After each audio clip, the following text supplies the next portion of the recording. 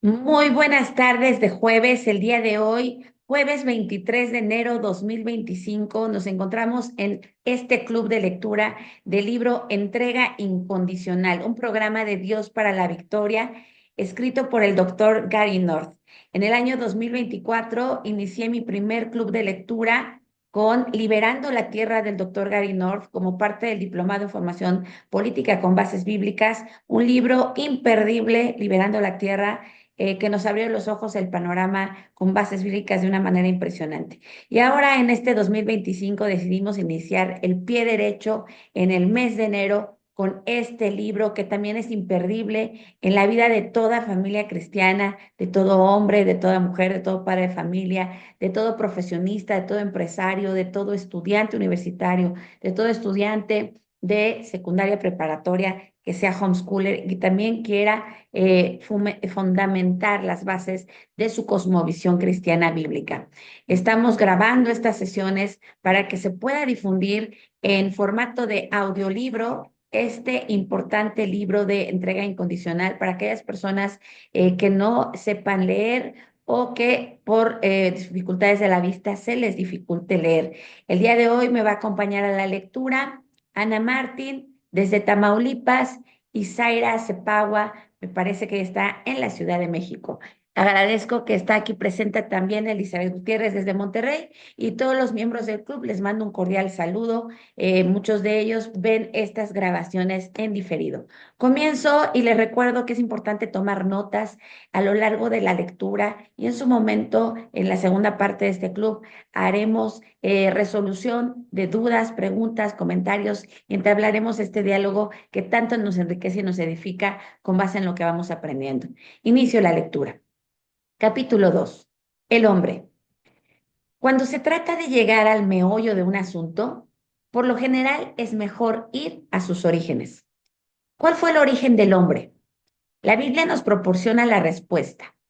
Entonces dijo Dios, hagamos al hombre a nuestra imagen, conforme a nuestra semejanza, y señoré en los peces del mar, en las aves de los cielos, en las bestias, en toda la tierra y en todo animal que se arrastra sobre la tierra. Y creó Dios al hombre a su imagen. A imagen de Dios lo creó. Varón y hembra los creó. Y los bendijo Dios y les dijo, fructificad y multiplicaos, llenad la tierra y sojuzgadla, y señoread en los peces del mar, en las aves de los cielos y en todas las bestias que se mueven sobre la tierra. Génesis 1 del 26 al 28. En el próximo capítulo, Dios nos da más información acerca de los pormenores de la creación del hombre. Entonces Jehová Dios formó al hombre del polvo de la tierra y sopló en su nariz aliento de vida y fue el hombre un ser viviente. Génesis 2:7. El hombre es hecho por Dios. Él no es hecho por el hombre. Él debe su vida, sus metas y su ambiente a Dios. Dios es la fuente de todo lo que el hombre posee. Dios es dueño del hombre tal como es dueño de todos los demás recursos de la creación. Dios es totalmente soberano sobre el hombre y la creación. Pero el hombre no es polvo. Proviene del polvo, pero es más que polvo. El hombre es una creación especial de Dios. Fue hecho imagen de Dios, con su propia conciencia moral y con dominio sobre el resto de la creación. A diferencia de los ángeles, el hombre fue creado como raza, una unidad orgánica, no como hueste. Aún en eso, el carácter de la unidad y diversidad de Dios se refleja en la humanidad. Esto indica una jerarquía de por lo menos tres niveles. Primero, está Dios, el creador. Después está el hombre, la criatura con un alma. Luego está la creación general. El hombre es parte de la creación, pero al mismo tiempo él es distinto, de una manera especial de la creación. El hombre es único. La imagen de Dios. La Biblia dice que Dios hizo al hombre a su propia imagen, o más precisamente, Dios hicieron al hombre a su propia imagen. El hombre es una persona, tiene un alma y se comunica con Dios. El hombre refleja el carácter mismo de Dios. Él no es igual a Dios, ya que es una criatura. Sin embargo, él refleja la naturaleza de Dios en una forma que ninguna otra hechura lo hace. En el versículo que trata primeramente de la creación del hombre, Génesis 1:26, se nos dice dos cosas acerca del hombre. Primero, él está hecho a imagen de Dios. Segundo, él ha de ejercer dominio sobre los seres vivientes de la tierra. No se puede ignorar al vínculo entre la imagen de Dios y el dominio legal que ejerce el hombre. No se nos dice que la esencia de la imagen de Dios se ve en la naturaleza moral del hombre. No nos dice que la imagen de Dios se encuentra en su habilidad de pensar. Tampoco se nos dice que el hecho fundamental de la imagen de Dios en el hombre es su habilidad de hablar. Todos de estos aspectos de la naturaleza del hombre se relacionan con la naturaleza de Dios, pero la esencia de la imagen de Dios en el hombre es el dominio. El dominio del hombre se desprende de su semejanza de Dios. Génesis 1:26. Lo que hizo Dios en primer lugar fue crear un universo sin el hombre. Esto le llevó 5 días. Este universo sin el hombre estaba incompleto. Era bueno. Dios vio que era bueno después de cada etapa de la creación, pero estaba incompleto. Dios creó al hombre para completar la naturaleza. La naturaleza no era un todo coherente, aunque poseía regularidades dadas por Dios, tal como la reproducción de cada especie según su género, Génesis 1:24. Aunque la naturaleza tenía regularidades, estaba incompleta. Estaba gobernada por Dios, pero aún así fue incompleta. Carecía de algo, a pesar de sus regularidades. El hombre era lo que faltaba, ya que ni había hombre para que labrase la tierra, Génesis 2:5. El universo es un universo personal. Dios, un ser personal, lo creó. La existencia misma del universo se atiene a Dios y su plan integral para todos los tiempos. Ni un solo hecho en el universo existe aparte de Dios, del plan de Dios y de la evaluación de Dios de cada hecho.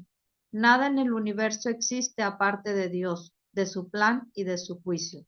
No hay hechos aislados, autoexistentes. Cada hecho es totalmente interpretado por Dios, ya que Dios creó cada hecho, da significado a cada hecho y controla cada hecho. Dios es absolutamente soberano. Dios creó un asistente o lugarteniente para ejercer dominio sobre la tierra. Esto no significa que el hombre es independiente de Dios o que de ningún modo reduce la soberanía de Dios. Toda la soberanía legítima del hombre es derivada. Dios se la concedió cuando le encomendó al hombre su tarea. Dios no perdió parte de su soberanía cuando creó al hombre. Él todavía controla todo lo que pasa. Nada ocurre sin permiso de Dios. La soberanía del hombre es explícitamente una soberanía delegada. Cualquier poder soberano que disfruta como consecuencia de la imagen de Dios en su ser mismo. Él no tiene una chispa de divinidad adentro. En ninguna parte de la Biblia se enseña tal doctrina, pero sí tiene la imagen de Dios, que es una imagen con vocación de dominio. Dios es divinamente constructivo, mientras que el hombre es dependientemente reconstructivo. El hombre es un ser personal, necesita comunión. Siendo limitado, también necesita ayuda. Por lo tanto, Dios le creó un asistente, Eva. Con Eva debía emprender el establecimiento de su dominio sobre el huerto. En realidad, se le encomendó la tarea de nombrar, clasificar los animales antes que Eva fuese creada, en Génesis 2:20. Él tenía un trabajo que hacer antes que se le diera una esposa. Se define al hombre según la imagen de Dios, pero esta imagen implica la inclinación normal del hombre para subyugar la creación. Hizo su trabajo y luego recibió su esposa. Eva fue su idónea, usando un término común, Génesis 2:20. Lo que la frase realmente significa es una ayuda apta para él, o mejor todavía, idónea para él. Eva fue diseñada para complementar a Adán y para hacer su trabajo más eficaz. Adán era limitado desde el principio, una creación incompleta, tal como la tierra era una creación incompleta. Adán necesitaba a Eva. Él la necesitaba para trabajar mejor, disfrutar la vida mejor, para procrear hijos y lo más importante de todo, para mejor reflejar la imagen de Dios. El hombre es como Dios, no es idéntico a Dios, pero es semejante a Dios. Ahora Dios tiene una criatura hecha en su imagen, quien puede actuar como el agente de Dios en la tierra, haciendo que la tierra sea fructífera. Él puede trabajar en el huerto y labrarlo, Génesis 2:15. Pero más que esto, Él puede labrar toda la tierra. Él no había de permanecer en el huerto toda su vida. El huerto del Edén fue sencillamente un campo de entrenamiento preliminar para el hombre. Era un modelo. Había de servir como una escuela para el dominio. Los ríos salían del huerto. ¿Qué mejor manera para que los hijos de Adán salieran a explorar el mundo y sojuzgarlo? Génesis 2:10, 13 y 14.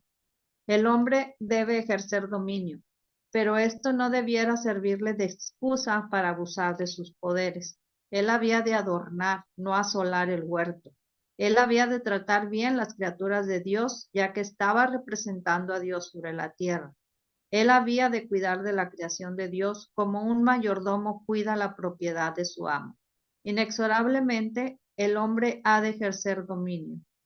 Esto es intrínseco a su propio ser. Él fue diseñado para ejercer dominio, reflejando la imagen de Dios en el tiempo y sobre la tierra, aquí y ahora. El hombre comenzó más o menos como un lugarteniente.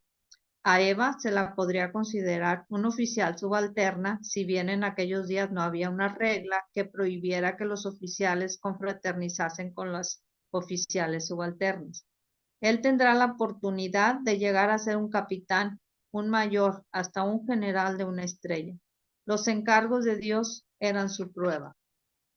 Pero una cosa era imposible para el hombre. Jamás podría convertirse en el jefe supremo.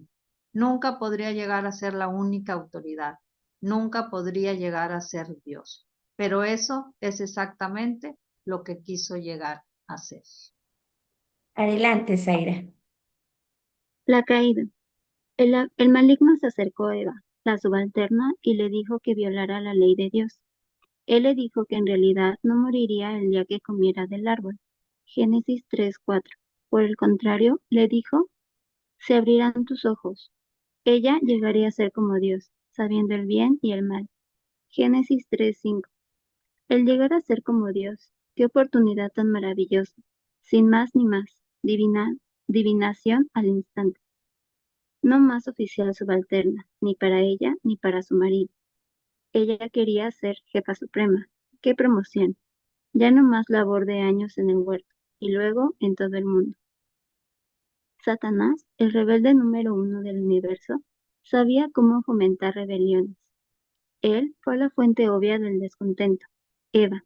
Así fue, la persona número 2 en un equipo de solo 2 personas.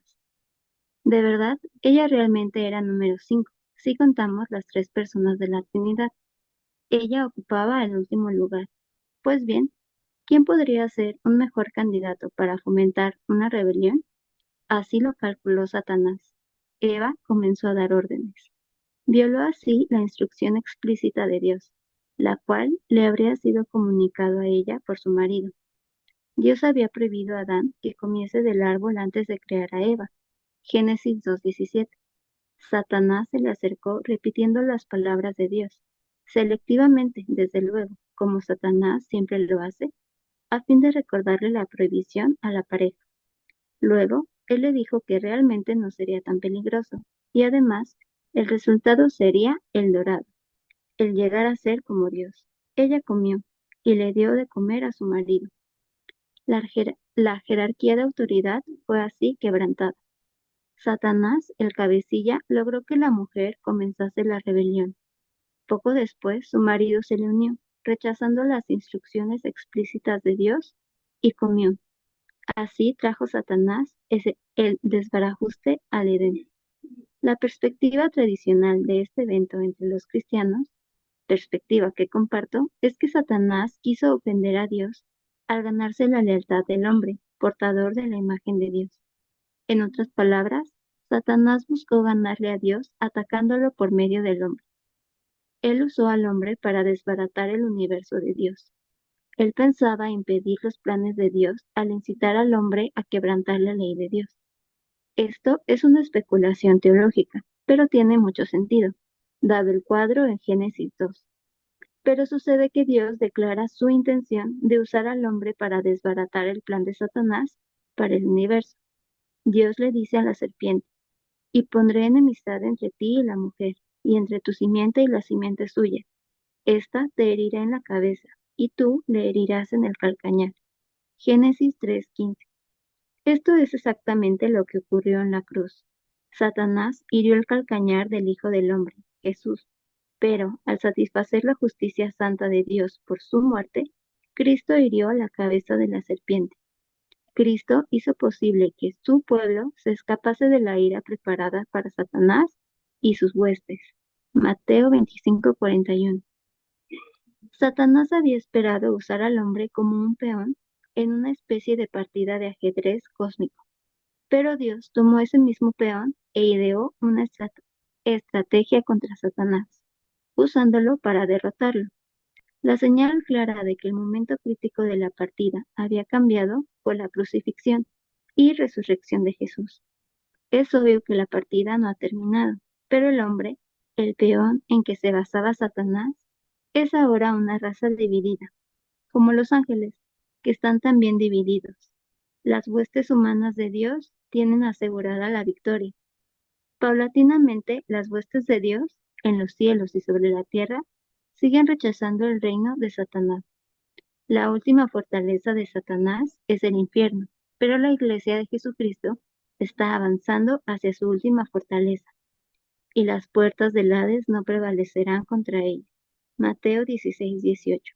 Lleva tiempo, esfuerzo y la gracia de Dios, pero la victoria está asegurada. Las puertas de Hades no prevalecerán contra la Iglesia Santa, apartada de Dios. El trabajo de la Iglesia en el tiempo y sobre la tierra rechaza el reino de Satanás. Entonces, cuando Satanás se revele al final de los tiempos, Dios enviará a sus ángeles para acabar con él y sus huestes. Apocalipsis 20, del 7 al 10. El trabajo de la Iglesia hace posible esta victoria. Las puertas del Hades no pueden contrarrestar la última arremetida de la Iglesia. El recurso que ideó Satanás para frustrar a Dios, la humanidad, será usado para frustrar a Satanás. Sin embargo, la rebelión ética del hombre ha tenido enormes consecuencias para la historia humana y para la historia de la contienda de Dios contra Satanás. El hombre se rebeló éticamente. Él se erigió juez entre Dios y Satanás. ¿De veras morir el hombre? Bueno, se dijo el hombre, experimentemos, comamos y veamos lo que pasa. A fin de cuentas, puede ser que Satanás tenga razón. La palabra de Satanás pudiera valer tanto como la de Dios. Y así el hombre, el autoproclamado juez soberano, decidió poner a prueba la capacidad de Dios para cumplir su palabra. Este análisis subestima la profundidad de la rebelión del hombre. Cuando el hombre decidió poner a prueba la palabra de Dios, en realidad él ya se había pronunciado en contra de esa palabra. Después de todo, el hombre comió la fruta prohibida.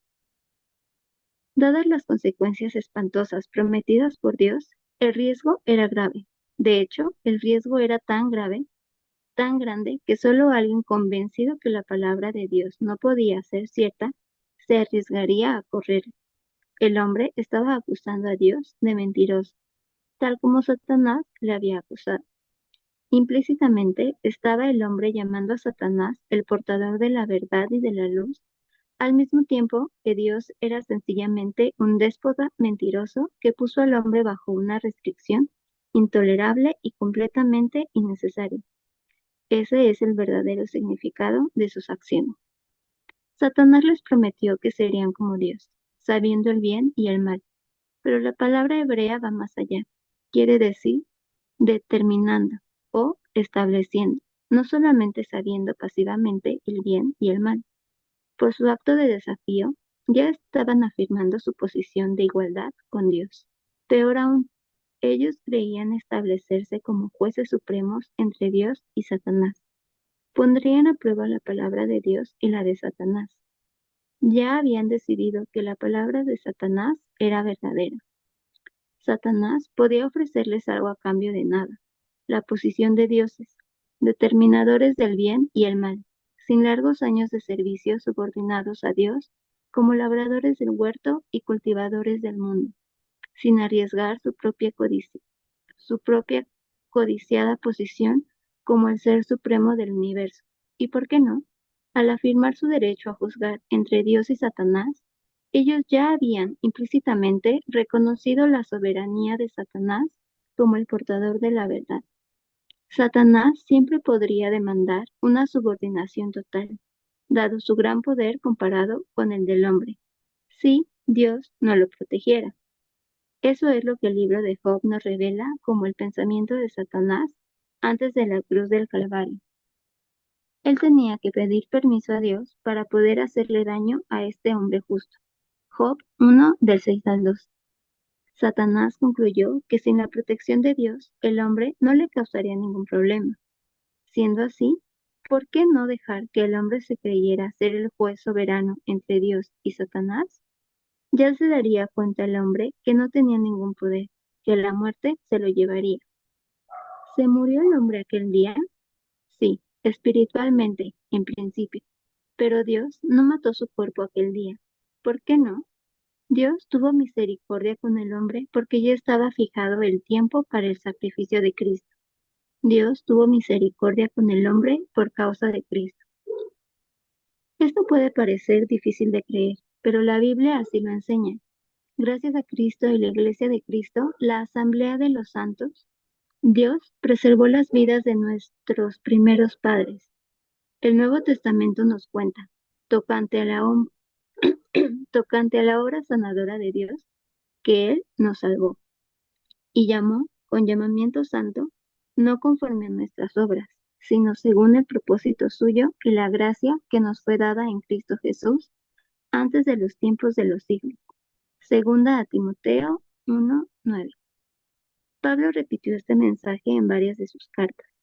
Bendito sea el Dios y Padre de nuestro Señor Jesucristo, que nos bendijo con toda bendición espiritual en los lugares celestiales en Cristo, según nos escogió en Él antes de la fundación del mundo, para que fuésemos santos y sin mancha delante de Él, en amor, habiéndonos predestinado para ser adoptados hijos suyos por medio de Jesucristo, según el puro afecto de su voluntad, para alabanza de la gloria de su gracia, con la cual nos hizo aceptos en el amado.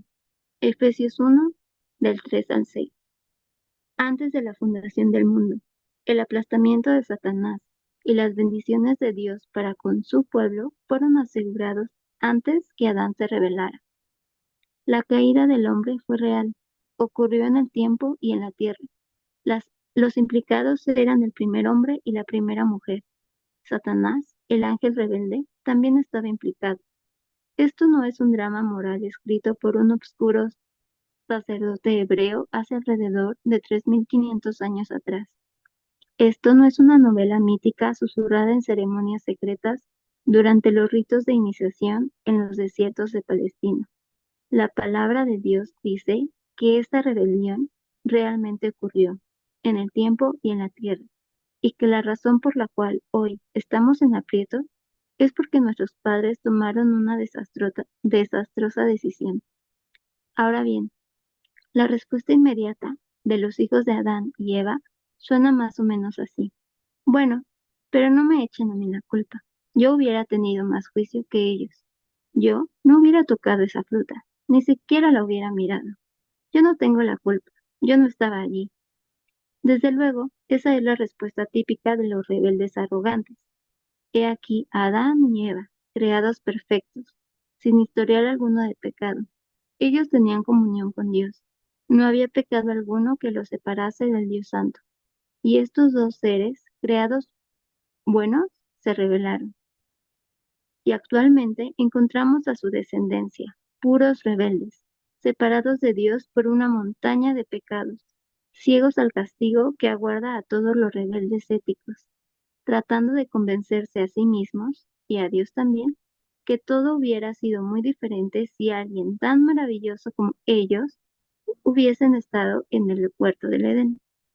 La Biblia nos dice, por tanto, como el pecado entró en el mundo por un hombre, y por el pecado la muerte, así la muerte pasó a todos los hombres, por cuanto todos pecaron. Romanos 5:12. Otra vez, por cuanto todos pecaron y están destituidos de la gloria de Dios. Romanos 3:23. Y más importante para el hombre, porque la paga del pecado es muerte, mas la dádiva de Dios es vida eterna en Cristo Jesús, Señor nuestro. Romanos 6:23. La caída del hombre fue ética. Tuvo que ver con una rebelión activa de parte del hombre contra la ley de Dios. Dios le había mandado que no comiera del árbol, pero el hombre quería una iluminación inmediata, una divinización al instante. Él rechazó el proceso del tiempo, los efectos de una labor obediente, agradable a Dios. El hombre rechazó la idea de que debía permanecer subordinado, aceptando su posición como criatura de Dios, pensando como Dios. Prefirió convertirse en un tirano, forzando toda la creación a obedecerle, como a su autodesignado Dios. No quiso madurar poco a poco, subordinado siempre a Dios. Dios no podía permitir que esta situación continuara. En primer lugar, el hombre es un subordinado. Así tiene que ser, ya que es una criatura. El hombre está sujeto a la soberanía de Dios. Tiene que servir o a Dios o a Satanás, el rebelde máximo. Ahora bien, Satanás no es exigente. Él no quiere que le adoremos explícitamente. Lo único que quiere es que le adoremos implícitamente. Él no les dijo a Adán y a Eva que comiencen del árbol a fin de pasar la eternidad adorándole. Él solo les dijo que hicieran lo que Dios había prohibido, para que pudiesen llegar a ser seres divinos. Al rechazar la adoración a Dios, el hombre inevitablemente acepta la adoración a Satanás, aun cuando el hombre crea que se está adorando a sí mismo o a ídolos o al estado mesiánico.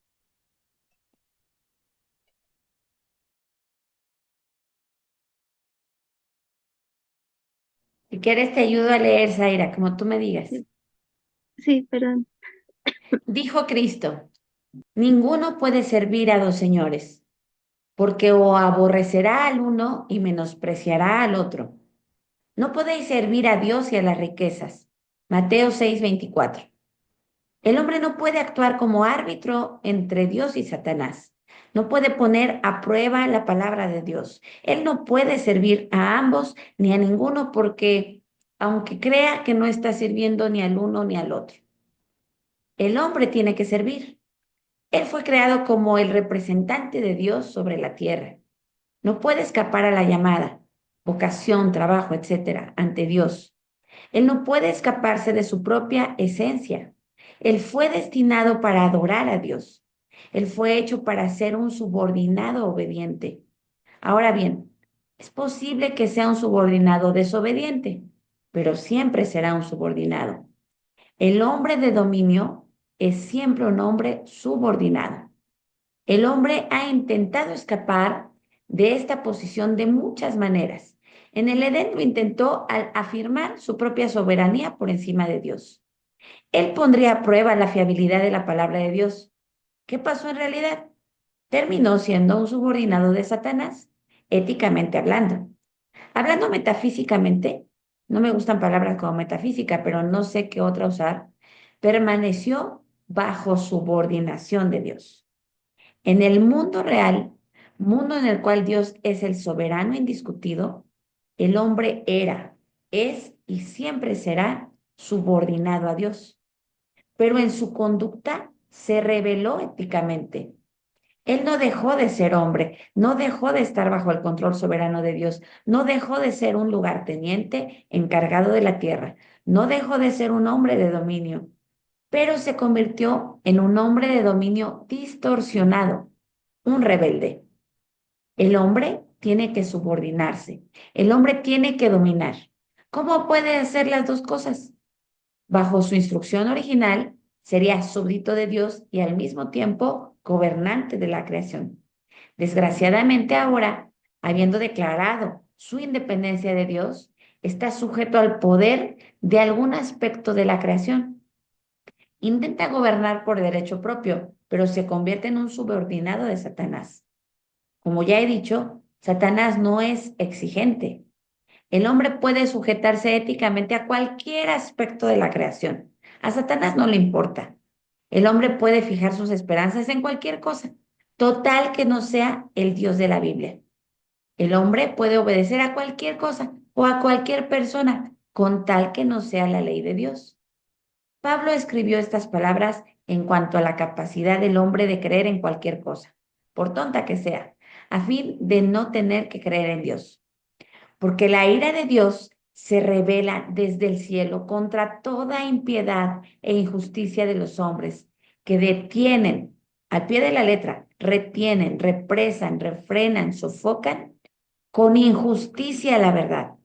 Porque lo que de Dios se conoce les es manifiesto, pues Dios se lo manifestó, porque las cosas invisibles de Él, su eterno poder y deidad, se hacen claramente visibles desde la creación del mundo, siendo entendidas por medio de las cosas hechas, de modo que no tienen excusa, pues habiendo conocido a Dios, no le glorificaron como a Dios, ni le dieron gracias, sino que se envanecieron en sus razonamientos y su necio corazón fue entenebrecido.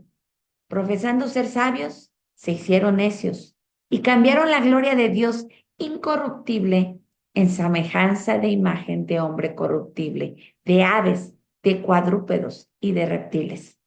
Por lo cual también Dios los entregó a la inmundicia en las concupiscencias de sus corazones, de modo que deshonraron entre sí sus propios cuerpos, ya que cambiaron la verdad de Dios por la mentira, honrando y dando culto a las criaturas antes que el Creador, el cual es bendito por los siglos. Amén. Romanos 1 del 18 al 25. Es una cena increíble, ¿no? He aquí seres humanos que se imaginan ser sabios, pero que se convierten en adoradores de animales rastreros. Convierten la verdad en injusticia. Se les ha revelado Dios en su creación, pero ellos niegan el conocimiento condenándose a sí mismos. ¿Saben lo que hacen? Están conscientemente negando la verdad de Dios. No son salvajes inocentes que nunca tuvieron la oportunidad de escuchar el mensaje de salvación por fe en la muerte expiatoria de Jesucristo en el Calvario. Son salvajes, es cierto, pero son salvajes activos, sistemáticos, negadores de la verdad. No hay nada inocente en ellos. Adoran serpientes en vez de Dios. Y los más autoengañados están convencidos que no adoran a nada, pero se postran ante el Estado mesiánico. La caída del hombre fue ética, fue una rebelión activa. Eva, hay que reconocer, fue engañada. Según Pablo, pero Adán no. Primera de Timoteo 2:14. Adán no cayó por algún defecto en su ser o un defecto en la creación. No fue una rebelión así. Fue un pecado activo, la derrota de la justicia, el rechazo de la verdad. Esto es importante para la doctrina de la salvación. Dios no restaura ningún aspecto perdido del hombre. El hombre es un ser rebelde hoy, pero sigue siendo hombre. Él es todavía la imagen de Dios. Él niega activamente la verdad de esa imagen, pero se subordina a algo y también gobierna sobre algo. Podrá adorar a un demonio y golpear a su esposa. Podrá adorar al dinero y estafar a su prójimo. Podrá adorar al Estado y suprimir el mercado libre. Como sigue siendo un hombre, hecho en la imagen de Dios, subordinado, capaz de dominio, él sigue siendo completamente responsable ante Dios. Es por eso que por medio de la gracia de Dios, algunos hombres responden el mensaje de salvación. Siguen siendo hombres. Llevan dentro de sí el testimonio de su mismo ser que les condena. Si los hombres no fuesen hombres, no podrían arrepentirse. Los ángeles no se arrepienten. Los hombres sí. Cuando Dios regenera a un hombre, Él no le devuelve algo que el hombre perdió en la caída. algún aspecto de su ser que hizo al hombre un verdadero hombre en el Edén, sin lo cual el hombre es inferior el día de hoy. Dios corrige la distorsión del hombre, restaurándolo éticamente ante sí. El hombre fue hombre antes de rebelarse. El hombre es hombre hoy, aunque esté distorsionado por su rebelión. Y el hombre será hombre en los nuevos cielos y la nueva tierra, cuando quede abolido el pecado. Y el hombre seguirá siendo hombre en el infierno, con una sola excepción. Nunca más será un hombre que tenga dominio. Todo deseo de ejercer dominio será frustrado eternamente. Esto es parte de la maldición de la segunda muerte. Satanás sufre el mismo destino. Él poseía poder antes y después de su rebelión, pero no en el infierno. A un sujeto como sus aliados pierde poder. Esa es una maldición final. Habiendo rehusado aceptar su subordinación metafísica a Dios, subordinación que era la esencia misma de su ser como criaturas, Satanás y sus huestes, incluyendo a los hombres rebeldes, terminarán completamente dominados por Dios, pero sin rastro alguno de su poder original. La autoridad que le fuera delegada como criaturas responsables procurarán el poder absoluto, terminarán absolutamente impotentes. Hasta aquí queda la lectura del día de hoy. Voy a poner pausa a esta grabación para dar paso a la segunda parte del club de lectura, donde nos dedicamos a analizar, a hacer preguntas, a dialogar, a repasar cuáles son los conceptos nuevos, a ver los significados, a contrastar la Biblia. Pongo pausa y continuamos.